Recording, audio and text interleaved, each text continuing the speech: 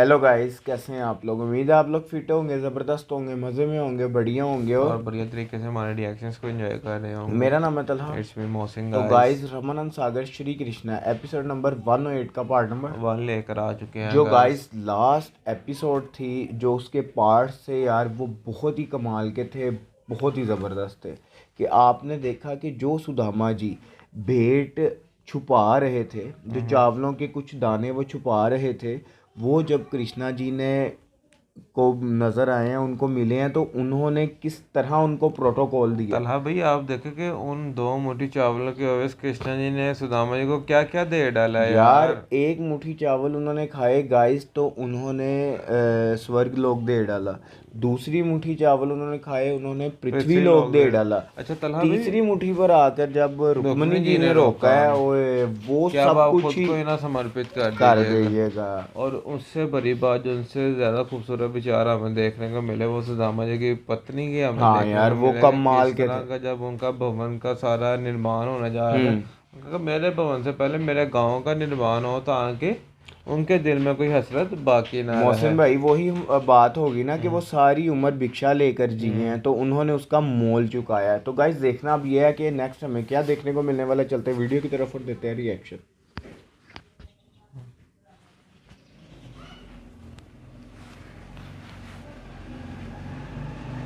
राजमहल बन गया। कितना सुंदर दिखता है।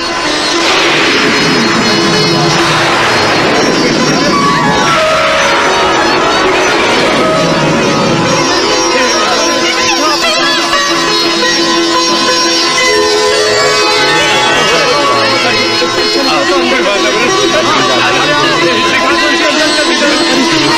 बहुत पुरानी मूवी है।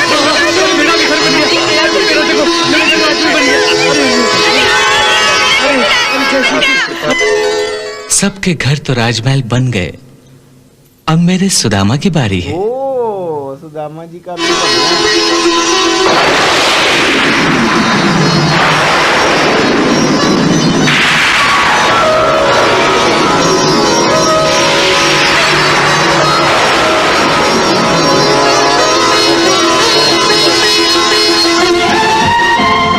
ये है राजमहल। ये आंटी जी ने और लोग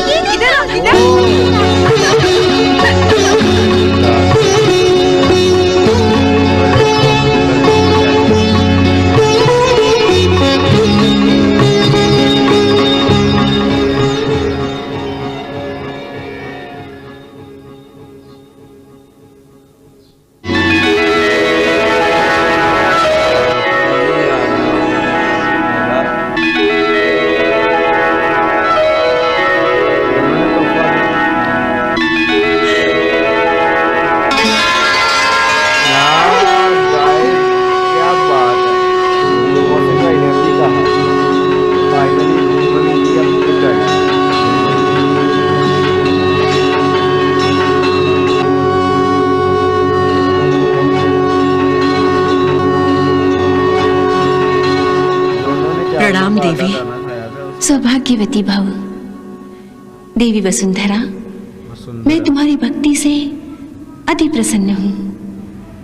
तुमने भक्ति और पतिव्रता के नियमों का जो पालन किया है, उससे मुझे अनंत आनंद प्राप्त हुआ है। ये मेरा सौभाग्य है देवी।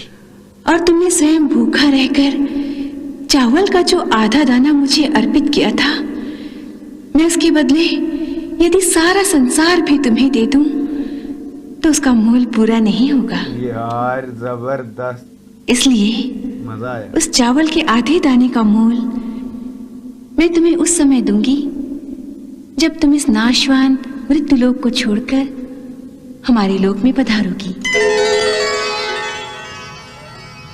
फिर भी जब तक तुम इस धरती पर हो, मैं तुम्हें एक अनुपम उपहार देना चाहती हूँ। ये नहीं, मैं तो आपके दर्शन से ही धन्य हो गई माता। त्रिलोकीनाथ ने तुम्हें और तुम्हारे परिवार को संसारी संपदा से निहाल कर दिया है, परंतु एक वस्तु की कमी अब भी रह गई है। कमी? अब कैसी कमी? एक ऐसी वस्तु की कमी जिसका महत्व एक औरत के लिए सबसे अधिक होता है। एक स्त्री के जीवन में सबसे अधिक महत्वपूर्ण है उसके पति का प्रेम, उसके पति का विश्वास। और आपकी दया से ये दोनों सुख मुझे प्राप्त हैं। इससे अधिक बढ़कर और महत्व की वस्तु क्या हो सकती है? वही जो उसके पति का प्यार पाने के लिए सबसे अधिक आवश्यक होती है। अर्थात अर्थात उसका रूप, उसका सौंदर्य और एक उमंग भरा रस भरा यौवन जो मैं तुम्हें उपहार में देना चाहती हूँ वसुंधरा।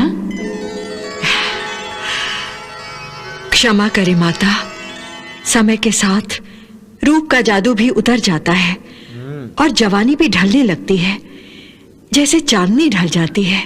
मैं तुम्हें चंद्रमा जैसी ही सुंदर बनाना चाहती हूँ, परंतु मेरा दिया हुआ रूप ऐसे चंद्र की तरह होगा जिसे अमावस की काली रात भी ढक नहीं सकेगी। होए, क्या बात है। देवी वसुंधरा, तुम सदा सुंदर और जवान बनी रहोगी, इसलिए कि मैं तुम्हें चिर यौवना का वरदान देने जा रही हूँ।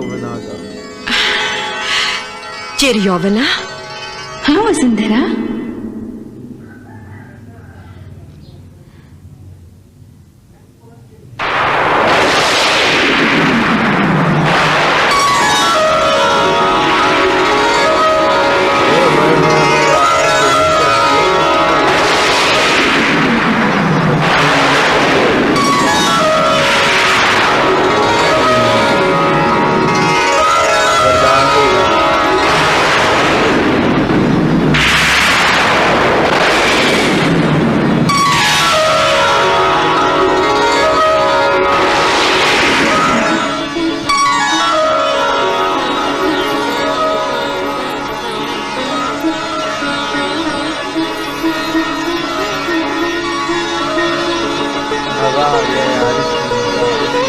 धन्यवाद माता।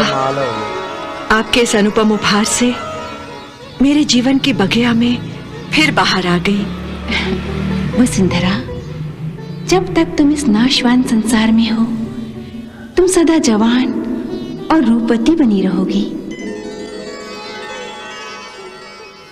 तुम्हारा ये सौंदर्य और जवानी समय के आक्रमण से सुरक्षित रहेंगे। क्या बात है। चिर यौवना। हर स्त्री को चाहिए कि अपने पति का प्यार पाने के लिए अपने आप को किसी सुगंधित फूल की तरह आकर्षण का केंद्र बनाए।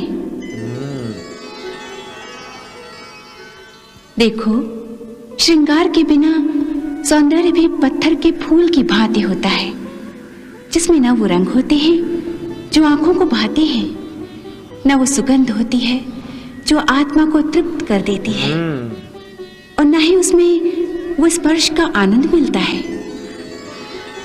एक बार फिर क्षमा करें माता। जब पति ब्याह के अटूट बंधन में बंध जाता है तो उसके बाद स्त्री के लिए रूप और श्रृंगार का इतना महत्व कहाँ रह जाता है? देवी वसुंधरा, तुम भी वही भूल करने जा रहे हो जो संसार की अधिकतर स्त्रियां करती रहती है। ईश्वर ने संसार में समस्त प्राणियों, यहाँ तक कि पशु पक्षी आदि सबके जोड़े पैदा किए हैं। दोनों को एक दूसरे की ओर आकर्षित करने के लिए पक्षियों को कैसा सुंदर बनाया है। उनमें तरह तरह के रंग भर दिए हैं। ये पक्षी भी अपने आप को सजा संवार कर रखते हैं। बिल्कुल। तो फिर इन सब से बुद्धिमान मनुष्य की समझ में ये बात क्यों नहीं आती कि रूप और श्रृंगार कितने आवश्यक हैं। आप धन्य है माता। अब आपकी बात मेरी समझ में आने लगी है। तुम्हें क्या, ये बात हर स्त्री को समझना चाहिए कि वो मेरा ही एक रूप है। बिल्कुल। इसलिए गृह लक्ष्मी को मेरी छवि की तरह सुंदर होना चाहिए। जहाँ सुंदरता ना हो, लक्ष्मी का निवास कैसे हो सकता है? यार जबरदस्त।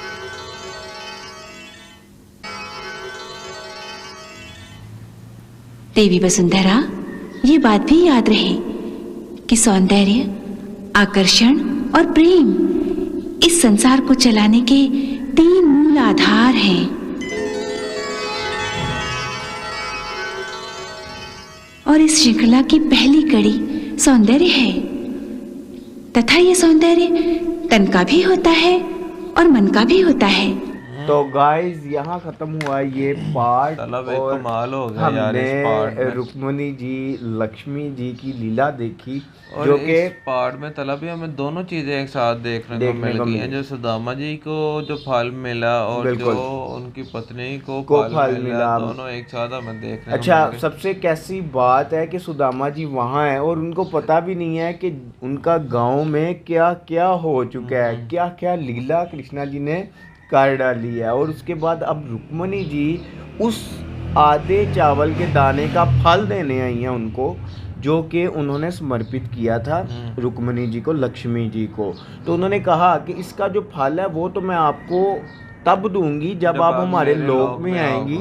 तो लेकिन अभी भी जब तक आप इस लोक में हैं, मैं आपको एक वरदान देना चाहती कि हूँ। आप हमेशा जवान ही ही रहेंगी रहेंगे, और चिर सुंदर यौवना ही जी रहेंगी। का वरदान दिया ना, और जब उन और सुंदरता का वरदान दिया है। तो जब उनकी कृपा उन पे हुई है तो आपने देखा है कि वो किस तरह सुंदर स्त्री बन गई हैं और किस तरह उनके वस्तु, उनके कपड़े, हर चीज़ चेंज हो गई है। और उनके बच्चों के भी, उनके बच्चों पर भी चेंज हो गए हैं। और वो उससे पहले हमने देखा है जो विश्वकर्मा जी ने जो सुदामा जी की कुटिया का यार निर्माण वो किया, अब कुटिया नहीं कह अब सकते, वो तो राजमहल भाई। है। और आप वाली बात ड्यूरिंग वीडियो भी जो आपने कही कि आपने केवल एक चारपाई देखी थी सुदामा जी की कुटिया में, बाकी और सब सारे नीचे लेटते होते थे, सोते होते थे। वो भी टूटी फूटी चारपाई और हमने देखा हुआ है। और अब वहाँ मिठाइयाँ पड़ी हुई हैं, शीशे लगे हुए हैं, हाथी बने हुए हैं, बेड लगे हुए हैं। यार तो क्या गाइस कमाल है, का था ये मज़ा आया। पार्ट। अगर आपको ये पार्ट पर हमारा रिएक्शन अच्छा लगा, इस वीडियो को ज़्यादा से ज़्यादा लाइक कीजिएगा, शेयर कीजिएगा, कमेंट कीजिएगा और हमारे चैनल को सब्सक्राइब करना मत भूलिएगा। मिलते हैं नेक्स्ट वीडियो नेक्स्ट पार्ट के साथ। Love you.